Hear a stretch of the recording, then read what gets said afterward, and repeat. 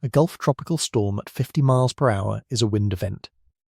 That is the assumption every Gulf Coast broadcast reinforces before the first graphic loads on screen, and the numbers that get repeated in the opening 30 seconds of every bulletin are the same three: the wind speed, the storm category, and the surge height above normal tide.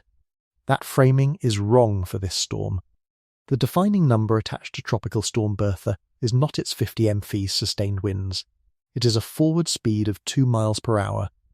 That is the number that separates Bertha from every storm the northern Gulf Coast has handled in the last decade, and it is the number the wind speed graphics do not know how to display. A storm moving at 2 mph does not pass over a city. It parks on top of it for 36 to 48 consecutive hours. Duration, not intensity, is the variable that determines how deep the water gets on any single street between New Orleans and Houston. By the end of this, you will understand why Bertha is entering its most dangerous phase in the next 36 hours, and why the city directly in its landfall path is the least prepared to handle what that phase delivers. Most people measure a storm's danger by its category number and its peak wind speed, and every cable news graphic reinforces that framing with the same colour, coded wind scale, the same category badge, the same headline number pulled from the top of the advisory. That is the wrong number. Forward speed controls how many total inches of rainfall accumulate on a single street, and at 2 miles per hour, one neighbourhood inside the New Orleans metro absorbs the rotating arms of heavy rainfall Bertha produces, bands that spiral outward from the storm centre and can extend hundreds of miles, for 36 to 48 consecutive hours without relief. The rain is not a passing event, it is a 2-day occupation of the same address by the same cloud system. The duration math is straightforward once the forward speed is fixed in place. A storm moving at 15 mph is overhead for 5 to 8 hours. A storm moving at 2 mph is overhead for 2 full days. The cloud system is the same. The rainfall rate per hour is the same. Completely different total accumulation, because the storm does not move off the address the rain is falling on. There is a precedent in the recent record. Tropical Storm Beta, 2020, slow forward speed, Gulf Coast track, a system that never reached hurricane force at any point in its lifespan. Final rainfall total over parts of Houston, 13 to 14 inches. The flooding Beta caused was not a wind event. It was Beta refusing to move. The exposure numbers for Bertha are already fixed on the map. The New Orleans metro, approximately 1.3 million people, sits inside the forecast track for a direct landfall late Wednesday into early Thursday. The Houston-Galveston metro, more than 7 million people, enters a level 2 of 4 flash flood risk zone for Thursday. Neither population is primarily at risk from 50 mph gusts. They are at risk from accumulating water that the drainage infrastructure cannot remove fast enough to keep the streets clear, and Bertha is not slow because it is weak. The most recent advisory confirmed the storm gained 10 mph of wind intensity overnight, while simultaneously losing 1 mph of forward speed. It strengthened while it slowed. Something in the atmosphere is physically holding it in place, and that something has a measurable signature that shows up in the pressure data taken by the reconnaissance aircraft that flew into the system on Monday morning. What the instruments recorded between Sunday evening and Tuesday morning tells a story the wind speed graphics never show, and the sequence of those measurements is where the real picture of Bertha comes from. Sunday, July 19, 2026, northeastern Gulf of Mexico. Tropical Depression 2 develops and receives its first official designation from the National Hurricane Center. No sustained wind reading exceeds the tropical storm threshold at the moment of formation, and no independent physical confirmation is on file until the following morning. Monday, July 20, morning, an Air Force Reserve reconnaissance aircraft flies directly into the system and confirms it is organizing. This is the first physical measurement beyond satellite imagery, and it establishes the baseline from which every subsequent advisory reads. Monday, July 20, Advisory 4A. The depression is moving northwest at 3 mph. Maximum sustained winds are 35 mph, 4 miles per hour below the 39 mph tropical storm threshold, and the forward speed is already running well below the 10 to 15 mph pace that a typical Gulf tropical system carries at this stage of its development.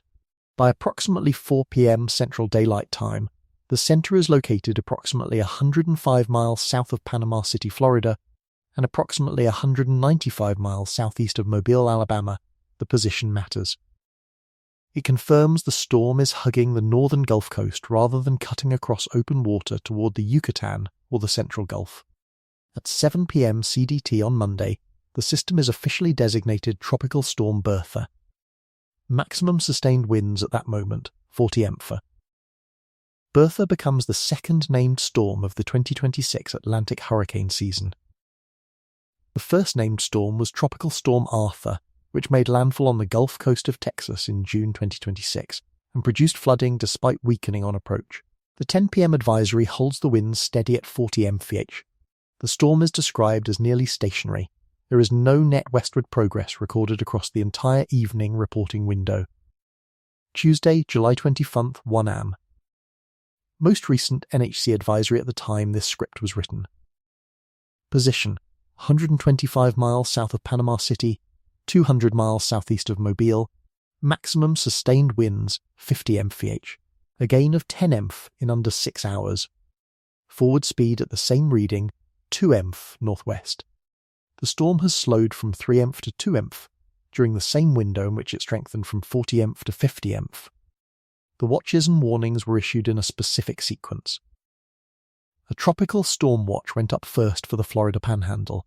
A storm surge watch followed for the coastline stretching from the Alabama-Florida border to the mouth of the Mississippi River. A tropical storm warning was issued for the coast from the Alabama-Florida border to the Jefferson-Plaquemines Parish border in Louisiana. The tropical storm watch was then extended to cover the New Orleans metro area, Lake Pontchartrain, and Lake Maurepas. The definitions matter. A warning means tropical storm conditions are expected within 36 hours. A watch means those same conditions are possible within 48 hours. A storm surge watch means life-threatening inundation is possible within 48 hours. The official storm surge forecast breaks down by zone, from the mouth of the Mississippi River to the Alabama-Florida border, 2 to 4 feet above normal tide. From Morgan City to the mouth of the Mississippi River, 1 to 3 feet. Along the Lake Pontchartrain shoreline, 1 to 3 feet. Along Florida's Big Bend from Indian Pass to Chassahowitzka, 1 to 3 feet. The official rainfall forecast places 2 to 4 inches across a widespread footprint from the western Florida Panhandle through Louisiana and possibly into the Texas coast.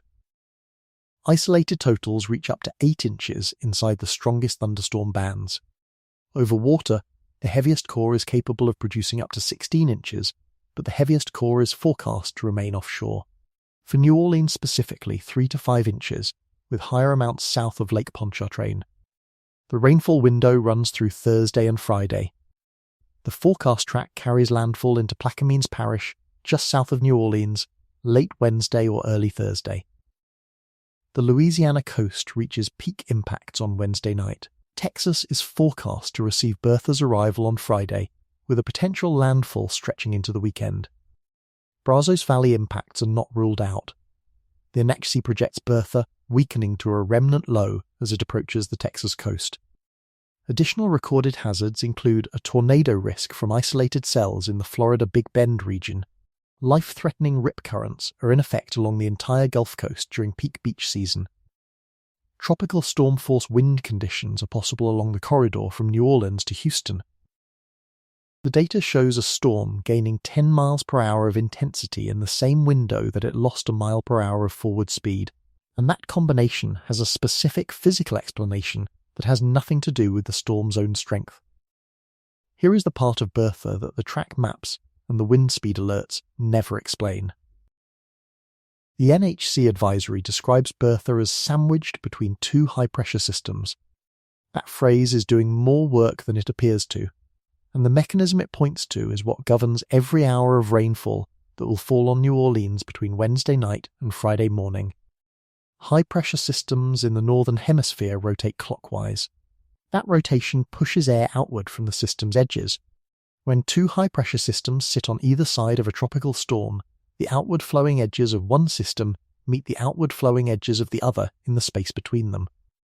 Neither flow is dominant.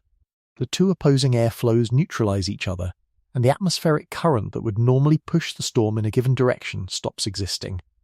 The steering current is the variable that has gone missing. Steering currents, the large-scale winds in the middle and upper levels of the atmosphere that push a tropical storm in a given direction, the way a river current pushes a raft downstream, are the reason a Gulf storm typically moves at 10 to 15 mph. When those currents cancel each other out, the storm has no river to ride. Picture a ball floating in a narrow channel where two powerful currents are flowing inward from opposite banks. The ball cannot move left. The ball cannot move right. The two currents hold it centered in the channel, and the ball's own motion is reduced to whatever residual drift the two flows do not fully cancel. Bertha is that ball. The two high-pressure systems on either side of it are the two opposing bank currents. The analogy is physically accurate, not just illustrative. Bertha is being held in equilibrium by two competing atmospheric flows of comparable strength. The rainfall the ball is producing does not stop while the ball is held in place. Tropical rain bands, the organized spiral arms of heavy rainfall that rotate outward from the storm center, extending hundreds of miles from the eye and delivering intense rainfall to locations the storm center itself never reaches, are the delivery system. Every rain band that rotates through New Orleans arrives full of moisture and unloads its cargo on the same streets that received the previous rain band 30 minutes earlier. The rate at which each cell inside a rain band delivers rain has its own measurement. Convective rainfall rate. The intensity of rainfall inside a single storm cell at any given moment, measured in inches per hour, is what governs the ground level total. Inside tropical rain bands, individual cells routinely produce 1 to 3 inches per hour for 30 to 60 minutes before weakening or moving. During a normal speed storm, one cell passes overhead, dumps its rain, and the next cell arrives an hour later. During a stalled storm, multiple cells rotate through the same location in sequence, each delivering a fresh increment of rain on top of what the previous cell just delivered. Most viewers assume that a tropical storm with 50 mph winds is far less dangerous than a Category 1 hurricane with 80 mph winds. That assumption is accurate only when both storms are moving at comparable forward speeds. The wind classification governs peak gusts and structural damage. It does not govern total rainfall accumulation over a single address. The variable that governs accumulation is how long the storm stays overhead. A 50 mph tropical storm sitting over New Orleans for 48 hours delivers more total inches of rain to a specific street than a Category 1 hurricane that crosses that same street in 8 hours. The hurricane causes more wind damage. The stalled tropical storm causes more flooding. Both statements are true simultaneously. The duration math resolves the paradox in plain numbers. At 15 mph forward speed, a tropical storm's rain bands spend approximately 6 to 8 hours over a single location. At 2 mph, those same rain bands spend 36 to 48 hours over that same location. If a rain band produces 2 inches per hour during that window, the 15 mph storm delivers 12 to 16 inches across its crossing. The 2 mph storm delivers that same hourly rate across 2 full days of continuous contact. Beta already proved the mechanism at scale. Tropical Storm Beta, 2020, similar Gulf Coast track. Comparable slow forward speed. Final rainfall total over parts of Houston, 13 to 14 inches. Beta's maximum wind speed never reached hurricane force at any point. Its flooding was not a wind event. It was a duration event. The variable that produced the flooding was the same variable that governs Bertha now. The number that matters in New Orleans on Wednesday is not 50. It is 2.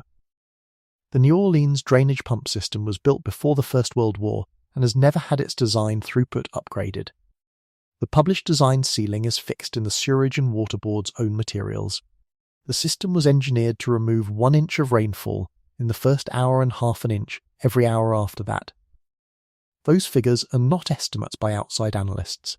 They are the utility's own published specifications, the numbers the system was built to meet, and the numbers it has been operating against for more than 100 years. Read those numbers against Bertha directly. Any tropical rain band that deposits more than 1 inch of rain in any single hour will produce street flooding before a single pump in New Orleans can respond. This is not a system failure. This is the system performing exactly as designed. The design is the problem. 3 numbers govern the outcome, and each has a documented source and a documented consequence. None of them appear in the track forecast or the wind speed advisory. The first number is 1 inch per hour. That is the published maximum drainage throughput, unchanged since the system was engineered. The Sewerage and Water Board of New Orleans confirmed this in its own public documentation. There is no version of the current system that removes water faster than that rate, and no upgrade has been completed that changes it. The second number is 3.5 inches per hour. That is the rainfall rate recorded during the thunderstorm on July 11, 2026, 10 days before Bertha's landfall. During that event, Pump Station 7, which drains Lakeview and Mid-City, experienced mechanical failures. Pritchard Pump Station, which drains Hollygrove, had only one of its 2 required pumps activate. Uptown, Hollygrove and Carrollton flooded. The Sewerage and Water Board confirmed the volume exceeded what the pump system can handle. The third number is 6 of 93. That is the count of major drainage pumps confirmed offline as of Monday, July 20th, 2026, the day before Bertha's outer bands are scheduled to arrive over the New Orleans metro. 87 of 93 major pumps are operational. 6 are confirmed broken heading into the storm. The failure pattern is not new, and it is not a single incident. August 2017, the same pump system was reduced to 45 to 70% of its designed capacity during key rain events. June 2026, Tropical Storm Bertha makes landfall on the Texas Gulf Coast, and 7 major drainage pump stations in New Orleans lose power for nearly 1 hour due to failures in the newly installed frequency converter equipment, the electrical components that convert standard grid power to the older 25 Hz current the pump stations require to run. The West Power Complex, the facility installed specifically to prevent power outages during storms, failed on its first test under tropical storm conditions. July 11, 2026, 2 stations failed during a 3.5 inch per hour storm, and Uptown, Hollygrove and Carrollton flood 10 days before Bertha's arrival. This is the 3rd documented operational failure of the New Orleans drainage system in a single storm season officially predicted to be below normal. The 2026 Atlantic season was forecast at 8 to 14 named storms, below the average of 14. The system has failed 3 times before the season has produced its second named storm's landfall. Fixing the 6 broken pumps before Wednesday does not change what happens when Bertha's rain bands arrive. Even with all 93 pumps fully operational, the published ceiling of 1 inch per hour means any standard tropical rain band producing more than that rate will create street flooding regardless. The 6 offline pumps reduce an insufficient system further. But the ceiling itself is the real limit, and no work performed between Tuesday and Wednesday raises the ceiling. New Orleans is heading into Bertha with a drainage system that cannot drain Bertha. From this moment forward, a different American city enters Bertha's path every 24 hours. Sunday, July 19. Tropical Depression 2 forms in the northeastern Gulf of Mexico. The sequence begins here, and every subsequent event on the timeline traces back to this formation point. Monday, July 20, 7 p.m. CDT. Tropical Storm Bertha is officially named. The track is confirmed as westward along the northern Gulf Coast. The countdown to landfall begins from this designation. Tuesday, July 21, the current date. Tropical storm conditions are arriving at the Florida-Alabama border. Outer rain bands are delivering heavy rain to Florida's Panhandle coast, and life-threatening rip currents are in effect for the full length of the Gulf Coast beach zone. The tornado risk for the Florida Big Bend region is active. Outer bands are forecast to reach the New Orleans metro area by Tuesday evening, late Wednesday into early Thursday on the forecast track. Landfall occurs in Plaquemines Parish, just south of New Orleans. The 36 to 48-hour rainfall accumulation window for the city begins at landfall and does not close until the storm center clears the metro. Storm surge of 2 to 4 feet above normal tide simultaneously affects the coastline from the mouth of the Mississippi River to the Alabama-Florida border. Lake Pontchartrain sees a surge of 1 to 3 feet.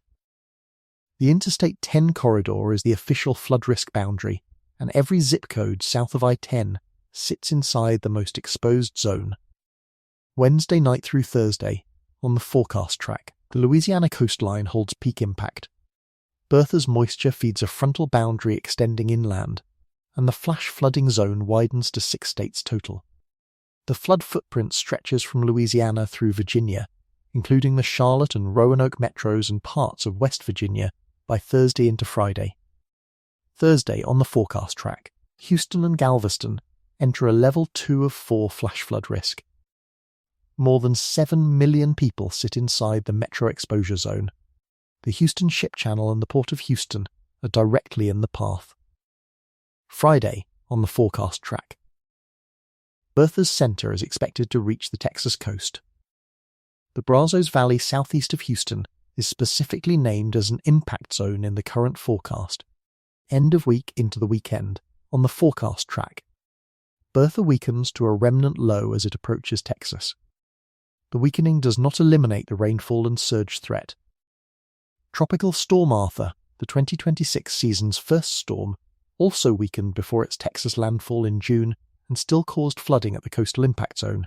The airport disruption sequence follows the track in order: Pensacola first, then Panama City, then New Orleans and Mobile simultaneously, then Houston. Each represents a 24-hour step in the storm's progression across the northern Gulf Coast. The track is confirmed and the timing is set. 3 signals in the next 48 hours will tell us more about the outcome for New Orleans than any wind speed advisory will. What we now know about Bertha's forward speed and the confirmed state of New Orleans' drainage infrastructure means that the pump station updates and advisory data over the next 36 hours will tell us more than the wind speed forecasts. Watch the NHEC advisories for any change in Bertha's forward speed below 2 emph, because a further slowdown directly extends rainfall duration over New Orleans and increases total accumulation beyond the current 3 to 5 inch forecast. Watch the Sewerage and Water Board of New Orleans for pump station outage reports during Tuesday's outer bands, because any pump going offline before Wednesday's landfall reduces the city's drainage capacity from its already confirmed state of 87 of 93 major pumps operational. Watch the storm surge gauge readings at Lake Pontchartrain and the mouth of the Mississippi River, because surge and heavy rainfall arriving simultaneously create compound flooding where water pushed inland from the coast blocks the drainage canals that are supposed to carry the rain out. The most common assumption heading into Bertha is that a tropical storm is a less serious event than a hurricane, and that residents outside the immediate surge zone face no serious flooding risk from this storm. Forward speed, not wind classification, determines how many total inches fall on a single location from a slow-moving storm over a low-lying urban area. The real concern for you in New Orleans on Wednesday is not the number attached to Bertha's wind speed, but the total rainfall falling on streets that drain at half an inch per hour after the first. We will be tracking the pump station outage reports out of New Orleans and the comparison between the forecast 3 to 5 inch total and the actual accumulation at the gauge stations through Thursday as Bertha makes its approach.